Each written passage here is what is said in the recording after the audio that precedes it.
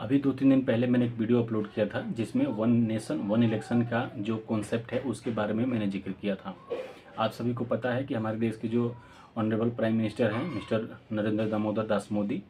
और जो अभी रूलिंग पार्टी है भारतीय जनता पार्टी, इनका एक कॉन्सेप्ट है, इनका एक विजन है, एक ड्रीम प्रोजेक्ट है वन नेशन वन इलेक्शन कानून को लागू करना। और जैसा कि मैंने पिछले वीडियो में भी अब आपको डिस्क्राइब किया था, आप सभी को थोड़ा बहुत इसके बारे में पता भी है कि ये जो कॉन्सेप्ट है वन नेशन वन इलेक्शन का, ये कॉन्सेप्ट ये कहता है कि हमारे देश में प्रधानमंत्री से लेके और ग्राम प्रधान तक का चुनाव एक साथ में हो जाना चाहिए, जिसमें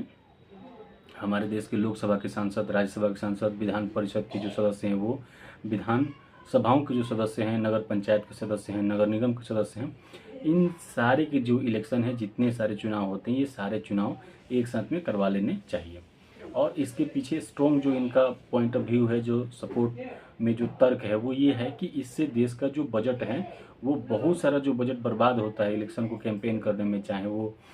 ईवीएम का अरेंजमेंट हो, चाहे सिक्योरिटी का अरेंजमेंट हो, चाहे स्टाफ और मशीनरीज का ट्रांसपोर्टेशन हो, इलेक्शन की कैंपेनिंग हो, रैलीज हो। आप देख रहे हैं कि छोटे छोटे इलेक्शन में भी हेलीकॉप्टर से इलेक्शन का कैंपेन हो रहा है, 200 500 गाड़ियों का काफिला निकल रहा है चुनाव प्रचार में, ऑडियो वीडियो, और इस तरीके से हैंडबिल से लेके बड़ी बड़ी होर्डिंग पोस्टर, ये सारी चीज़ें पैसे को इस तरीके से बर्बाद हो रहा है कि हमारे देश का एक बहुत बड़ा जो हमारे इकोनॉमी का एक बहुत बड़ा हिस्सा इलेक्शन कैंपेन में खर्च हो जा रहा है। इसको सेव करने के लिए, इसको बचाने के लिए भारतीय जनता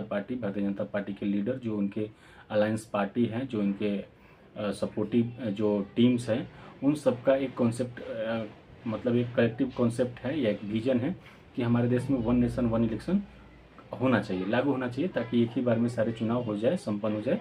और पैसे की बर्बादी ना हो। इस स्ट्रॉन्ग जो विजन है, जो पॉइंट्स है, इसको बहुत सारे लोग सपोर्ट कर रहे हैं, बहुत सारे लोग क्रिटिसाइज भी कर रहे हैं। क्रिटिसाइज करने वालों का तर्क ये है कि भारतीय जनता पार्टी सब में देश की सबसे बड़ी पार्टी है, सबसे ज़्यादा सांसद इनके, सबसे ज़्यादा विधायक इनके, सबसे ज़्यादा गवर्नर इनके, राष्ट्रपति इनके दल के हैं। उसके अलावा छोटी छोटी अगर आप नगर पंचायत, नगर निगम में भी देखें तो भारतीय जनता पार्टी को सपोर्ट करने वाले वर्कर्स और छोटे स्तर के नेता ज़्यादातर अधिकतर पोस्ट पे काबिज हैं। तो वैसे भी अपोजिशन जो भी हैं, अपोजिट पार्टी के जितने लीडर हैं, सबका मानना है कि अगर भारतीय जनता पार्टी के मतलब शासनकाल में अगर one nation one election concept लागू होता है तो ये मशीनरीज का दुरुपयोग करके, ईवीएम का दुरुपयोग करके और भी सारी चीज़ों का मिसयूज करने के बाद ये इस तरीके का कॉन्सेप्ट डेवलप कर लेंगे कि नीचे से ऊपर तक सिर्फ भारतीय जनता पार्टी के लोग ही रहेंगे। तो जैसा कि अभी भी आप सभी को बार बार सुनने में आता है, कहीं ईवीएम में गड़बड़ी आती है, कहीं एसडीएम गड़बड़ी करते हैं, कहीं डीएम, कहीं इलेक्शन कमीशन, और बहुत सारी चीज़ें हैं जो कि चूँकि अपना जो हमारा प्लेटफॉर्म है, हम लोग नॉन पॉलिटिकल हैं, एजुकेशनल हमारा थीम है, लेकिन जब हम पॉलिटिक्स की बातें करते हैं तो कुछ चीज़ों पे हमें बायस तो नहीं होना चाहिए, लेकिन कुछ चीज़ों को ज़रूर क्रिटिसाइज करना चाहिए कि ये चीज़ें हो रही है। आप इस चीज़ को स्वीकार कीजिए कि हमारे देश में जो इलेक्शन कमीशन है वो कई बार एक रूलिंग पार्टी का फेवर करता है। कई जगह पे आप देखें जो हमारे ऑफिसर होते हैं, जो चाहे वो इलेक्शन को कैंपेन करने वाले होते हैं, चाहे वोटिंग को वो लीड करने वाले होते हों, चाहे उसको रेगुलेट करने वाले होते हैं, चाहे सिक्योरिटी से रिलेटेड लोग हों, वो कहीं ना कहीं बायस होकर और रूलिंग पार्टी को सपोर्ट ज़रूर करते हैं। तो जो अपोजिशन के पार्टीज हैं, जो अपोजिशन के लोग हैं, उनको भी, उनका भी जो पॉइंट्स है वो totally I agree with them कि अगर अभी के गवर्नमेंट के शासन में अगर ये election one nation one election का कॉन्सेप्ट लागू होता है तो ये इसका मिसयूज करके, मशीनरी का मिसयूज करके, इलेक्शन कमीशन का मिसयूज करके, और इस तरीके से ये गवर्नमेंट फॉर्म करेंगे कि नीचे से ऊपर तक सिर्फ भारतीय जनता पार्टी की ही शासन होगी, वो उसी पार्टी से रिलेटेड लोग ही चुनाव जीत के आएंगे और एक तरह से लोकतांत्रिक व्यवस्था खतरे में आ जाएगी और हमारा देश एक दलीय व्यवस्था में, जैसे अभी हम बहुदलीय व्यवस्था में जी रहे हैं, हमारा देश जो है एक दलीय व्यवस्था में आ जाएगा, जो कि लोकतंत्र के मूल भूत ढांचे के खिलाफ होगा और हमारे लोकतंत्र के ऊपर एक तरीके से एक डेंजरस मतलब एक क्वेश्चन मार्क हो जाएगा कि हम इस देश के गरीब, मजदूर, पिछड़ा तबका, ये सारे तबकों को हम रिप्रेजेंट कर पा रहे हैं या नहीं कर पा रहे हैं। तो ये कॉन्स्टिट्यूशनल वैलिडिटी के ऊपर इस भी थोड़ा सा एक क्वेश्चन मार्क बनेगा। वन नेशन वन इलेक्शन के जो तर्क हैं, चाहे वो रूलिंग पार्टी के हों चाहे अपोजिशन पार्टी के हों, दोनों के तर्क अपने अपने जगह पे सही हैं और दोनों की जो बातें हैं वो अपने अपने जगह पे सही है। लेकिन सबसे बड़ा समस्या ये है कि इसका सॉल्यूशन क्या है, हम कैसे एक ऐसे पॉइंट पे पहुँचे जहाँ पे अपोजिशन भी सेटिस्फाइड हो और जो रूलिंग पार्टी है वो भी सेटिस्फाइड हो। जो इस बात को सपोर्ट कर रहे हैं कि वन नेशन वन इलेक्शन होना चाहिए वो भी एग्री करें, और जो नहीं चाहते कि वन नेशन वन इलेक्शन हो वो भी इस पर एग्री करें। तो मेरा पॉइंट ऑफ व्यू इसमें ये है कि मेरे पास इस बात का एक छोटा सा और बहुत शानदार सा सॉल्यूशन है कि हमारे देश में ना कुछ ऐसी चीज़ें हैं जहाँ पे कुछ ऐसे इलेक्शन कंडक्ट होते हैं जहाँ पे आप देखोगे कि बहुत ही एक हाई लेवल की वहाँ पे इलेक्शन होता है, बहुत अच्छे लोग जीत के आते हैं और उनका रिप्रेजेंटेशन जो होता है बहुत शानदार होता है और उनके इलेक्शन का जो प्रोसेस होता है वो बहुत बेहतरीन होता है। आप देखिए हमारे इंडिया में अमेरिका के कॉन्सेप्ट पे चुनाव होता है। जैसे आप पूरे देश में देखिएगा तो ईवीएम के थ्रू इलेक्शन कैंपेन ये वो करके नॉर्मल इलेक्शन और वोटिंग हो जाता है, इलेक्शन रिजल्ट आते हैं, डिक्लेयर हो जाते हैं, एमपी एमएलए हमारे जीत जाते हैं। लेकिन आप देखिए अमेरिका में क्या इलेक्शन का प्रोसेस है। वहाँ पे जो कैंडिडेट होते हैं प्रेसिडेंट पोस्ट के लिए उनका डिबेट होता है। उनका डिबेट किस तरीके से होता है, पब्लिक प्लेस में होता है। उनके फॉरेन पॉलिसी पे,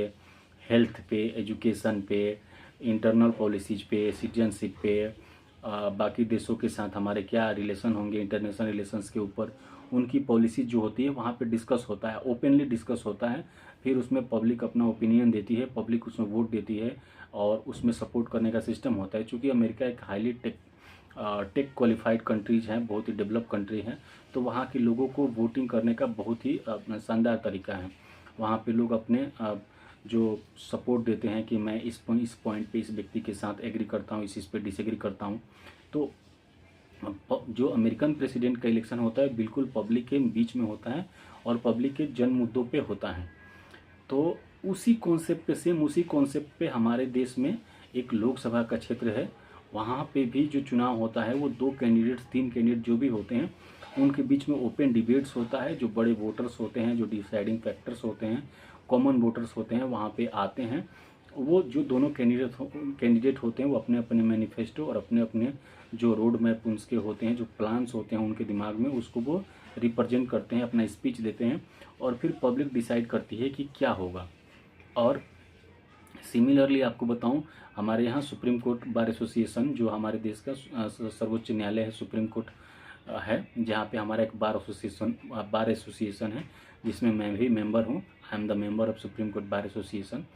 तो हमारे यहाँ सुप्रीम कोर्ट बार एसोसिएशन में जब हमारे प्रेसिडेंट का इलेक्शन होता है, even president, secretary and vice president, तो जब हमारे प्रेसिडेंट का, स्पेशली प्रेसिडेंट का इलेक्शन होता है तो प्रेसिडेंशियल स्पीच होता है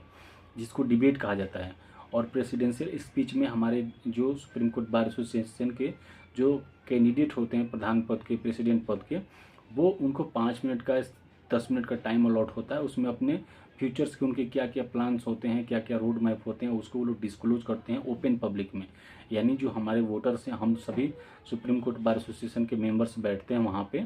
और जो कैंडिडेट होते हैं वो स्टेज लगता है, स्टेज से बारी बारी से जितने कैंडिडेट होते हैं उनके नाम पुकारे जाते हैं और वो जाके अपने भाषण देते हैं, अपने रोड मैप, उनके क्या क्या योजनाएँ हैं, क्या क्या वो लागू कर सकते हैं, क्या उनके दिमाग में है चेंबर्स के लिए, लॉयर्स के लिए, लिटिगेंट्स के लिए और बाकी चीज़ों के लिए, तो अपने विचार रखते हैं। फिर उस पर सुप्रीम कोर्ट बार एसोसिएशन के वोटर्स वोट देते हैं और हमारे प्रधान जीत के आते हैं। सिमिलरली हमारे देश का साउथ बॉम्बे, जो हमारे इंडिया का सबसे महंगा और सबसे क्वालिफाइड, सबसे एजुकेशनल, सबसे मिलीनियर बिलीनियर लोग जहाँ पे रहते हैं, वो लोकसभा क्षेत्र का नाम है साउथ बॉम्बे। दक्षिण बॉम्बे जो लोकसभा क्षेत्र है जहाँ से नवीन जिंदल सांसद जीत के आते हैं। इसके अलावा और भी बड़ी हस्तियां हैं जहाँ पे मुकेश अंबानी, रतन टाटा, अडानी, गौतम अडानी, ये सारे लोग वहीं रहते हैं। तो वहाँ का जो कैंडिडेट होता है वो एक दिन ओपन डिबेट में वो लोग जाते हैं। सारे जो वोटर्स होते हैं वहाँ पे वो पब्लिक नोटिस चिपकाया जाता है, पब्लिक में सोशल मीडिया के माध्यम से, वेबसाइट्स के माध्यम से, प्रचार प्रसार के माध्यम से एक डेट एंड टाइम फिक्स होता है। वहाँ पे वोटर्स आते हैं, फिर सारे कैंडिडेट्स आते हैं और कैंडिडेट्स आके वहाँ पे डिस्कस करते हैं और अपने अपने बातों को वहाँ पे रखते हैं, अपने अपने रोड मैप्स, अपने अपने प्लान्स को वहाँ पे रखते हैं और उनके भाषण में वो झलकता है कि हाँ कौन कितने पानी में है और कौन कितना अच्छा काम कर सकता है। तो जब ये लोग काम अपना भाषण दे लेते हैं तो पब्लिक मूड बनाती है और वोट करती है। तो मैं ये चाहता हूँ कि हमारे देश में वन नेशन वन इलेक्शन हो, लेकिन पब्लिक डिबेट के ऊपर हो, ओपन फोरम में हो। क्योंकि अभी हमारा जो इलेक्शन होता है वो एक पार्टी अलग दिन अलग जगह कैंपेन करती है, दूसरी पार्टी अलग जगह कैंपेन करती है। हमारे सारे कैंडिडेट कहीं भी एक जगह आमने सामने नहीं आते हैं और पब्लिक में अपनी बातें नहीं रखते हैं। तो वो पब्लिक उनसे सारे कैंडिडेट्स का डायरेक्टली जो कंपटीशन होना चाहिए वो नहीं हो पाता है, और कई बार हमारे रबर स्टाम्प भी चुनाव जीत जाते हैं। तो इतना सारा कैंपेन करने से अच्छा है, सिक्योरिटी मैनेजमेंट और ये वो करने से अच्छा है कि ओपन डिबेट करवाया जाए और ओपन इलेक्शन करवाया जाए, और इससे हमारे देश का बजट भी सुरक्षित रहेगा, पैसे भी बर्बाद नहीं होंगे, और क्वालिफाइड एजुकेटेड और काबिल लोग हमारे देश में चाहे वो प्रधान पद पर हो या प्रधानमंत्री के पद पर हो, अच्छे लोग चुनाव जीत के जाएंगे। तो इस वीडियो में इतना ही। आई होप कि आप सभी को मेरा ये कॉन्सेप्ट अच्छा लगा होगा और वन नेशन वन इलेक्शन पे मेरी बातें आपको सही लगी होगी।